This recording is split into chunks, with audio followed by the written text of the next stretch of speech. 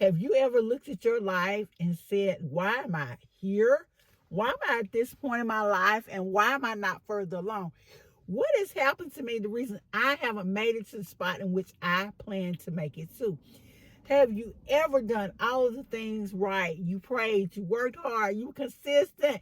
You did all the things they told you to do, and yet and still you find yourself stuck at the same spot.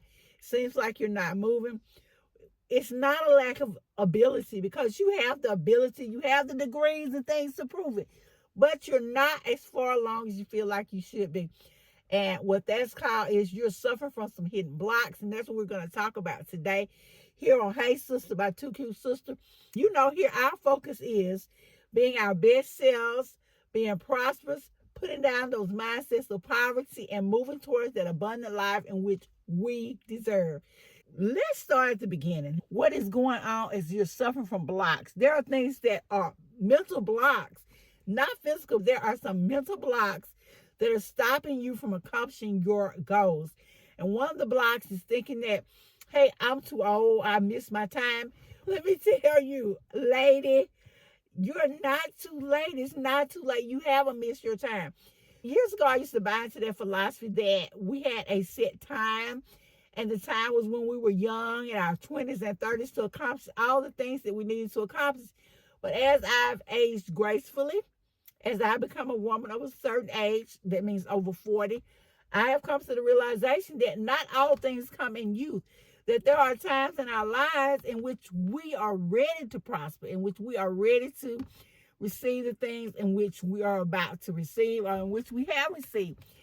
I am so glad, and it's going to sound crazy, but I am so glad that I didn't get the things that I wanted in my 20s and my 30s, because I wasn't ready. I wasn't mature enough. I didn't know all the things that I know now. So it's not too late. And I thank God, and if I haven't shared with you, I am a Christian. I thank God, or you can say the universe, or you can say a higher power or a source, or whatever it is for you, but for me, it's God, that I didn't get the things that I was wanting at the time in which I was wanting, that I had time to marinate or become more of a mature person. So that's one block. The block that you're too old, that you missed your time, that is not true. Thinking that you should be further along than you are. You are at the right place at the right time. I had a boss one time. He used to get on the intercom every morning and make the same statement. Today is a new day and a new beginning. And for each of us, today is a new day and it is a new beginning. And we have to take each day and maximize that day. We can't stop and spend our day worried about what we should have done. But what we're going to do is we're going to begin where we are. It's never too late to start. We have to start where we are. And thinking that you're not capable. It's amazing how many women have degrees, college degrees, and yet they'll feel like they are not ready, that they don't have the knowledge they need in order to do the things that they need to do. That's simply not true. You are enough. You are sufficient. You have just what you need to do what you need to do. Everything you really, really need is deep down on the inside of you. I have learned over the years that if I'll ask God for it, He'll find a way for me to get it. And I've also learned that there are blocks that we have that are keeping us from seeing the things that are right in front of our face that can help us get to where we need to be. We only have to open our eyes, but we have to be willing to see it. We have to be willing to open our eyes.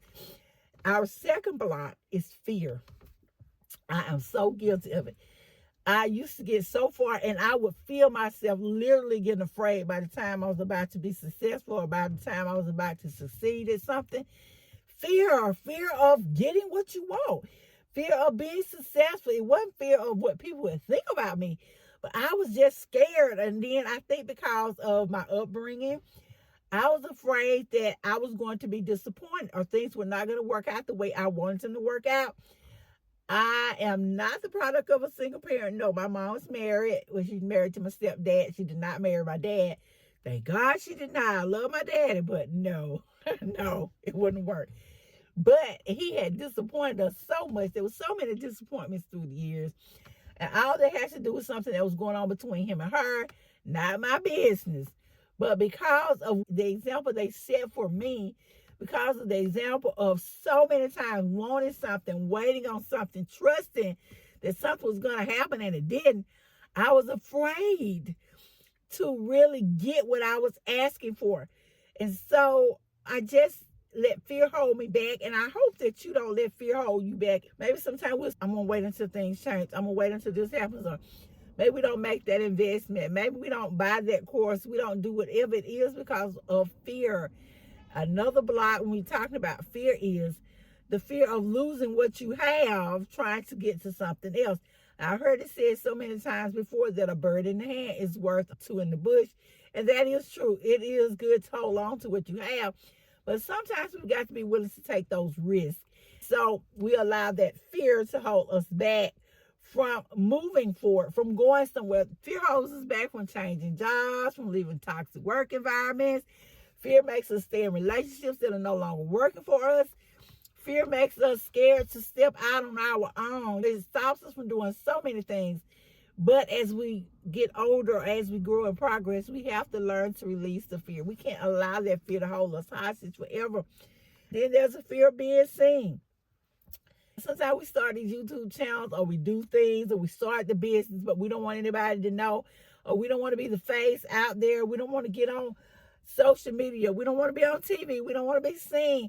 And I can remember I never had a fear of being seen, even as a little girl. I'll never forget. I forgot what had happened. But our local news station came to our school and wanted to interview some students. And they were stopping kids in the hall, and the kids were, oh no, and they were all scared and running away. And they got to me, and I was like, what is wrong with those children? They got to me, and they were like, would you mind speaking on camera? And I said, no, I don't mind. They interviewed me, and I spoke up, and then guess what? Those children that ran off and didn't want to speak, and they were standing there, all of a sudden they were jealous. They were mad with me for talking to the news station. And I couldn't quite understand it because they'd offered you the same opportunity, but you had turned it down. But then you wanted to get mad at me because I did not turn it down. Some people suffer from a fear of being seen. As I said, it was not me.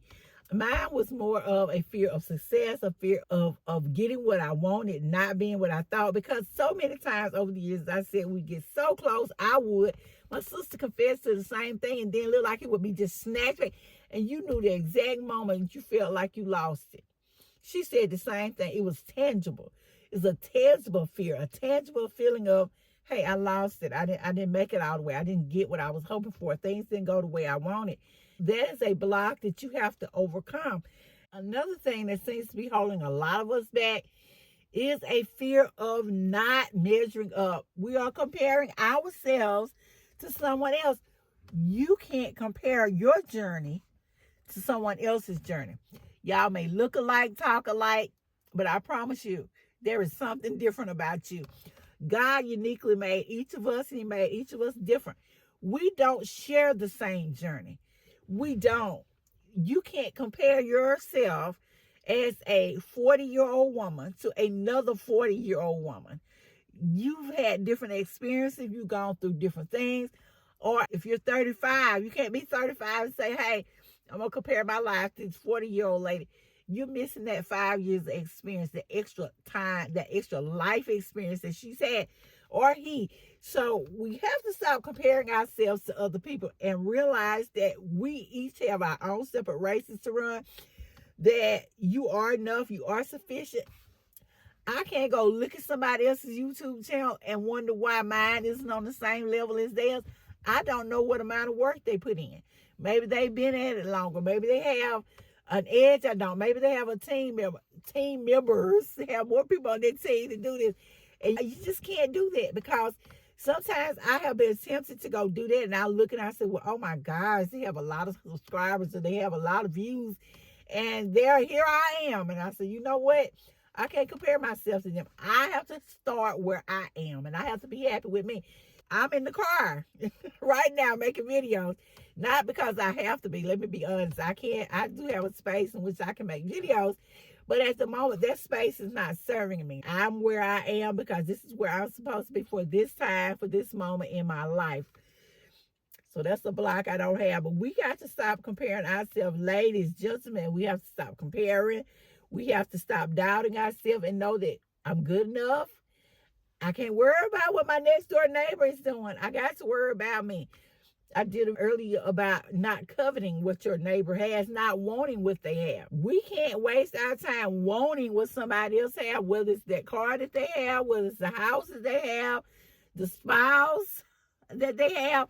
You have to be happy with what you have. You don't know their story. Years ago, when I was a young girl, and that was about 5 years ago. Right, right. So when I was a young girl, I had a friend of mine. She was dating a guy, and everything seemed so perfect. He would walk her to class. He would come to her house and visit her. He was bringing her all these gifts.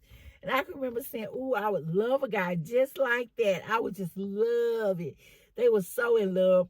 They broke up. The guy decided he wanted to try dating me. I was like, "Hey, yeah," because I wanted what she had. It didn't take when him come to my house one time. This was years ago when guys used to come to girl houses and introduce themselves to their parents and they would be dating. And he came one time and I realized this is not the guy for me. It looked good on the outside, but it was not good. It wasn't for me. I say that's like the old saying goes all the time. The grass is always greener on the other side. And I learned from that experience and I learned quickly that what worked for her didn't work for me. We can't just compare ourselves to someone else. So we have to do what works with us. Another block that is holding us back is that we're holding on. Woo, we wrapped our arms around something that is no longer serving us. When things no longer serve us, when things are no longer helping us to get to where we are going, we need to release them. It can be so hard. And on another channel I talked about, sometimes we're called to release some things and we want to hold on to it anyway. You go back to what you used to. You do what you're comfortable with. But I tell you what, we can't do that. We can't allow ourselves to hold on to things, to relationships, to places, to people that no longer serve us. It can be a job, and it is so hard to change a job. It can be a toxic job, but we want to stay there just because I want little Susie to get to sixth grade before I move, or I just don't want to change. I'm comfortable here. I know how to get here. I know how everything works. If I go to a new job, I got to learn new things, new people. And we just don't want to do that. Or we say to ourselves, I just can't move. It's so close to my house. I don't want to do this or I don't want to do that. It's true, you don't want to do it. But we have to be willing to change. We have to be real willing to let go of something. God can be mean as all get out to you, be holding you back, locking you in the house. And trust me, I do know some people that have been locked in the house and not letting you be yourself, or you can't talk or whatever, and you're staying there. You're staying there just because you want to be able to say you have somebody, just because you're scared to leave is no longer serving you. You have to let it go. It could even be a church, a place of worship, a place you hang out. Sometimes you have to release it. You may be a member of a group and it was great when you started, but now it's no longer what you need. So you have to be willing to release it. You have to be willing to let it go and move on towards something else. The next block some of us have is a lack of focus. Again, guilty. I don't have shiny object syndrome, but what I do have is an attention span that's very easy to get lost. I used to say I have adult ADHD. Baby, I get distracted very easily. I start doing one thing and I want to go do something else, and I want to go do this and I want to go do that. And I'll try to do all of them at the same time. And that is not helping. We have to make sure we are focused, that we have a clear focus, a clear goal. We know where we're going and what we're doing. As women of a certain age, sometimes we feel stuck, not because we lack purpose, but because we haven't taken the time to redefine, figure out who we are, and focus on what we are doing or where we're trying to go or who we're trying to be, not knowing what to do. True story about me, I used to read books all the time, physical books. This is before the age of Kindle and all those ebooks, and you had just physical read a book. I would have about 2 books maybe stuck under my pillow at night because I couldn't put them down. Wanted to keep reading them, but I couldn't just read one book at a time, so I'd have 2. I'd have one on this side of the pillow, one on the other side of the pillow. I'm in the pillow, so when I woke up, that morning I just put it down and go back to reading, because I am an avid reader, but lack of focus. And I think about, you know what, I could have finished the book fast if I had focused on one book and did it, focused on one project and did it and been finished. You have to have that focus. We have to have that clarity. Until we clear that block out, we're not going to be as successful as we need to be. Here's the truth today. We need to walk away from those blocks, clear those blocks out. First, you need to sit down and figure out what your block is.